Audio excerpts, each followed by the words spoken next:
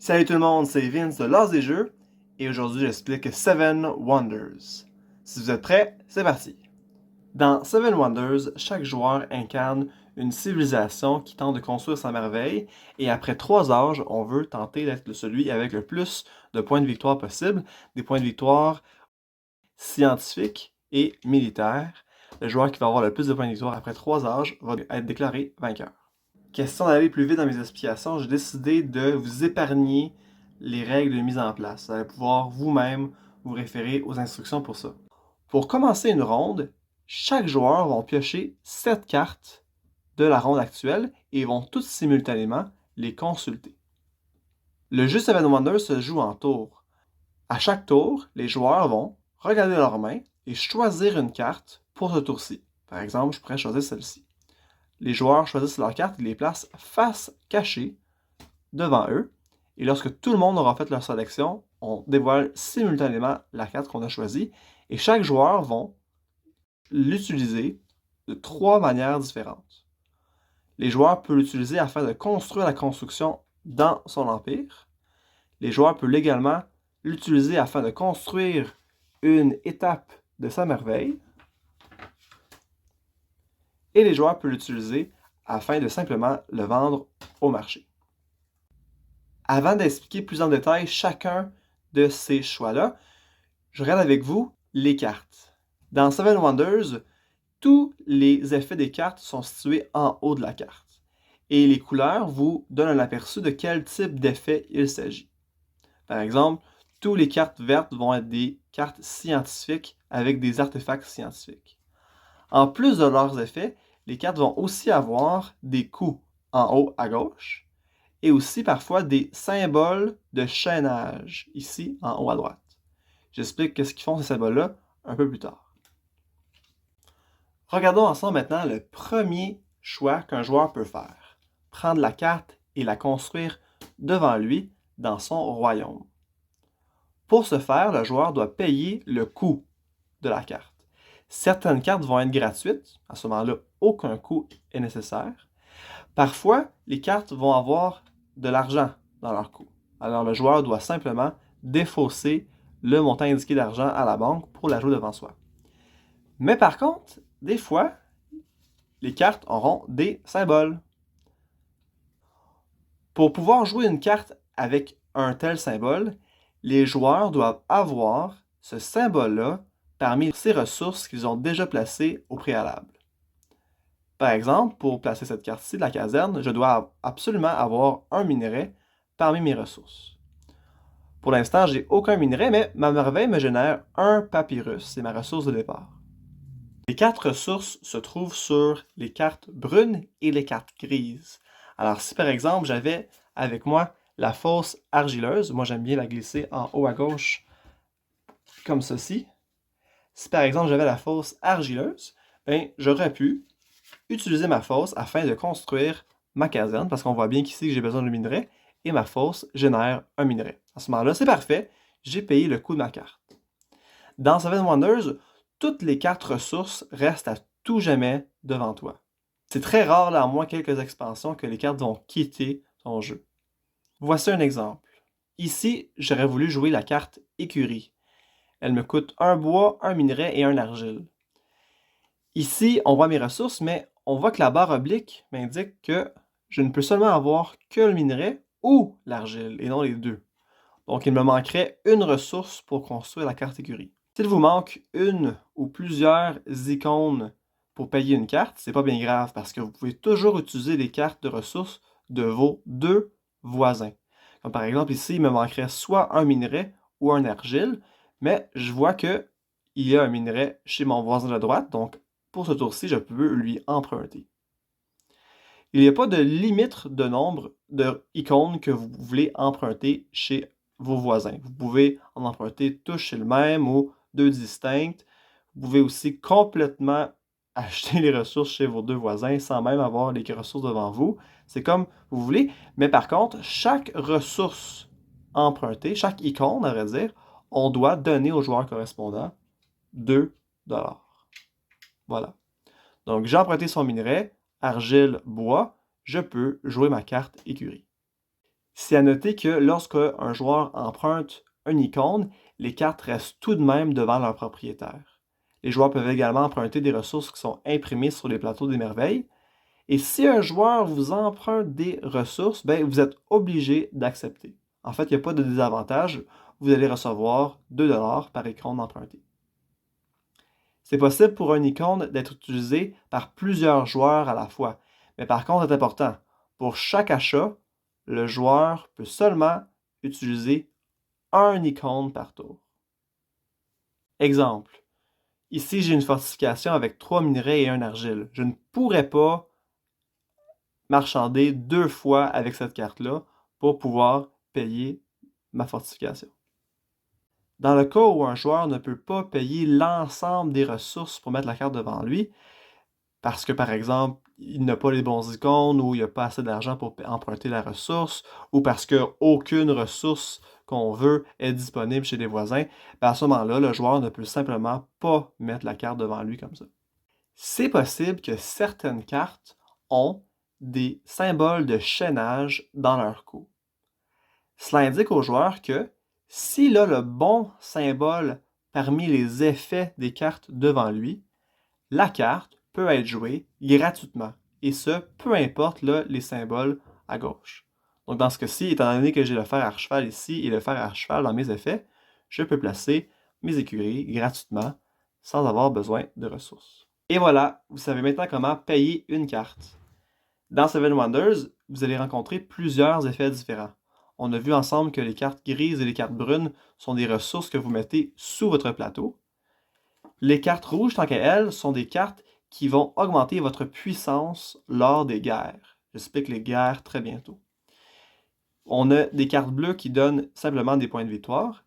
Les cartes vertes donnent aussi des points de victoire, mais de manière un peu plus spéciale. J'y viens là à la fin de mes explications.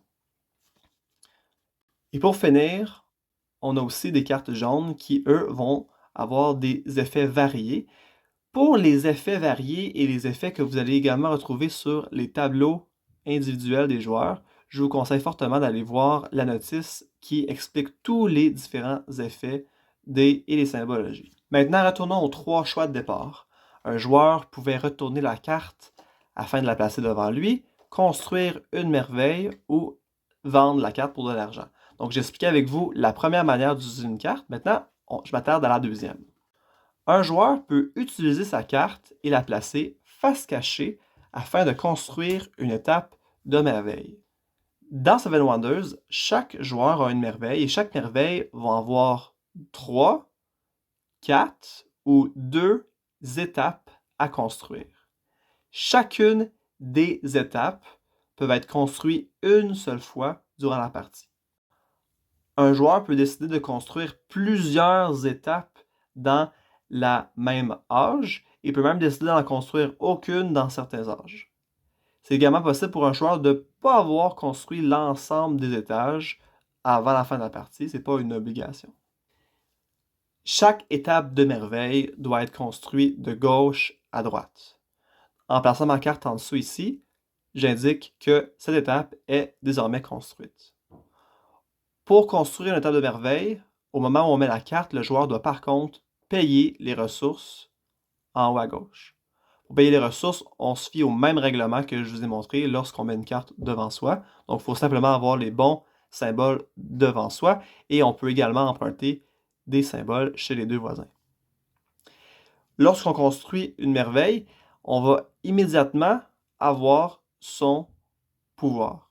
Certains pouvoirs vont être immédiatement, par exemple, ici j'ai 9 $ au moment où je construis ma deuxième étape, alors que certaines étapes, ça va être des pouvoirs qui vont être plus permanents ou qui vont rentrer en vigueur en fin de partie au décompte des points. Pour finir, la troisième et dernière manière d'utiliser une carte est simplement de la prendre et de l'acheter pour 3 $ exactement. Donc, récapitulons. Chaque joueur choisit une carte dans ses mains, les place face cachée comme ça ici, et au moment où c'est fait, les joueurs simultanément révèlent leur carte et décident entre la mettre devant lui, en dessous de son plateau, ou la jeter pour 3 $.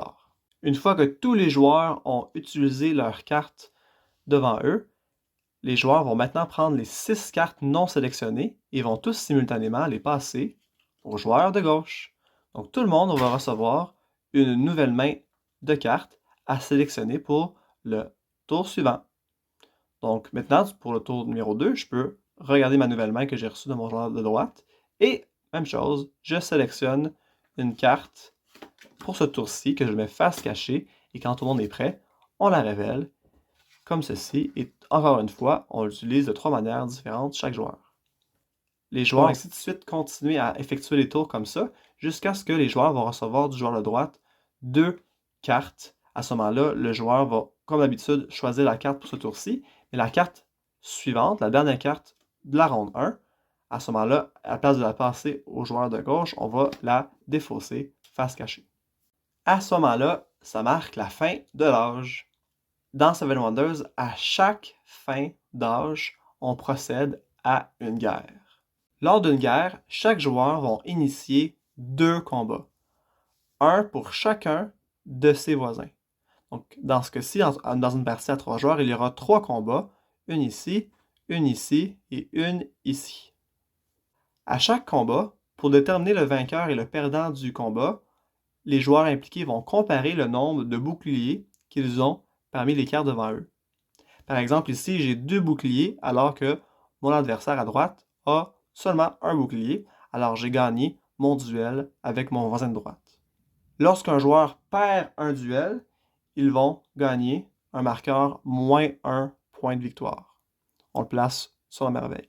Et lorsqu'un joueur remporte un duel, le joueur, donc moi dans ce cas-ci, va remporter des points de victoire en fonction de l'âge actuel. À la fin de l'âge 1, le gagnant va remporter 1 point de victoire. À la fin de l'âge 2, le gagnant va remporter 3 points de victoire. Et à la fin de l'âge 3, le gagnant va remporter 5 points de victoire. J'ai effectué un combat avec mon voisin de droite, maintenant à gauche. On voit qu'à gauche, par contre, il a construit sa deuxième étape de merveille pour un total de 3 boucliers. Donc, ce joueur-là aurait remporté le combat. Moi, j'aurais eu un marqueur -1 et mon joueur de gauche aurait eu un marqueur +1. Et il resterait également le combat en face à déterminer. Une fois la première guerre effectuée, les joueurs sont maintenant prêts à passer à l'âge 2. Pour ce faire, même principe, les joueurs vont tous piocher 7 cartes de la nouvelle pile d'âge et procéder à la prochaine âge de la même manière que l'âge 1. Notez que dans les âges supérieurs, le coût des cartes ainsi que leurs effets vont augmenter. Et à la fin de l'âge 2, les cartes vont être passées anti-horaires et à la fin de l'âge 3, les cartes vont être passées de manière horaire comme dans le premier âge. Une fois les 3 âges et les 3 guerres effectuées, c'est maintenant le moment de calculer les points de victoire. Pour calculer les points, on se réfère toujours à ce petit tableau ici. Alors pour commencer, les joueurs vont marquer des points de victoire en fonction de leur merveille. Alors je vais compter tous les feuilles de laurier qui figurent parmi mes étapes qui ont été construites. Par exemple ici, j'ai donc 10 points de victoire. Si par contre j'aurais seulement construit les 2 premières, ben j'aurais seulement 3 points de victoire. Ensuite, les joueurs vont compter des points en fonction de l'argent qu'ils ont encore devant eux. Chaque tranche de 3 $ qu'on a encore devant soi rapporte 1 point de victoire. Les joueurs vont ensuite marquer des points de victoire en fonction des jetons guerre qu'ils ont ramassés, positifs et négatifs. Les joueurs vont ensuite gagner des points de victoire pour chacune des cartes de différentes couleurs qu'ils ont devant eux. Les cartes vertes, par contre, donnent des points de victoire de manière un peu plus spéciale. Pour calculer les points reliés aux cartes vertes, les joueurs vont d'abord les classer en fonction de leur type. Dans le jeu Seven Wonders, il existe 3 types de cartes vertes: roue, équerre et tablette. Pour calculer les points, les joueurs vont simplement, pour chacun des types, compter le nombre de cartes qui figurent dans ce type-là. Donc, par exemple, pour mes roues, j'ai 3 cartes roues. Ensuite, le joueur va prendre ce montant-là et le mettre au carré. Donc ici, j'ai 3 cartes roues, 3 exposant 2, mes roues me donnent 9 points. Ici, j'ai 2 cartes équerres, 2 exposant 2, mes équerres me donnent 4 points. Et ici, j'ai juste une seule tablette, donc 1 exposant 2, j'ai 1 point pour ma tablette. Donc 9 plus 4, 13, plus 1, 14. Et ensuite, les joueurs vont marquer 7 points de victoire bonus supplémentaires pour chaque ensemble complet. Donc, étant donné que j'ai une seule tablette, à ce moment-là, j'ai qu'un ensemble complet pour un total de 7 points supplémentaires. Donc, 14 points plus 7 points, j'aurai 21 points pour mes cartes vertes pour ma partie. Les joueurs vont faire la somme de tous leurs différents points et celui qui aura le plus de points est déclaré vainqueur. Dans un cas où il y a une égalité, c'est le joueur qui va avoir le plus de pièces d'or qui va briser l'égalité. Et voilà, vous savez maintenant comment jouer à Seven Wonders. C'était Vince de l'As des Jeux qui vous dit bonne game!